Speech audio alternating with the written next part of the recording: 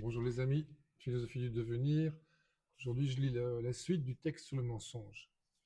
Le mensonge pratiqué quotidiennement est certes une pathologie, mais attention, une fois de plus, notre bon système de l'argent, qui est la matrice du mensonge, a tout prévu et va donc condamner les mensonges dans certains cas, mais au contraire les inciter dans d'autres. Que va-t-il condamner notre maître argent? Il ne va jamais condamner le mensonge, il va condamner les conséquences de certains mensonges, uniquement de ceux qui lui ont porté préjudice, et jamais de ceux qui n'entrent pas dans le cadre d'une loi les réprimant. Le mensonge est largement autorisé dans le monde de l'argent.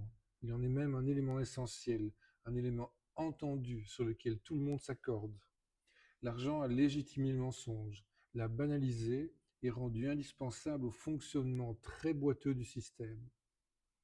Supprimons le mensonge du monde de la finance et celui-ci s'écroulera immédiatement. Tous les domaines dirigés par l'argent hébergent le mensonge comme un véritable logos, comme un moyen d'expression, de communication, comme une dialectique qui se déploie et navigue dans les méandres des silences et des non-dits.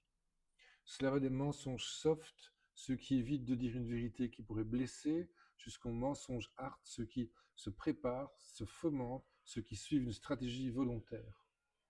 Dans notre monde de communication effrénée, on se marche sur la tête et on s'accuse dans tous les sens de désinformateurs, on accuse certaines informations d'être des fake news, on les retourne, on se les renvoie. Le sophisme est la règle, il vient de la politique et de son discours fallacieux qui tente de convaincre un peuple crédule et qui, par ses propos trompeurs, essaye de nous attirer dans ses fourches codines. Et voilà, merci.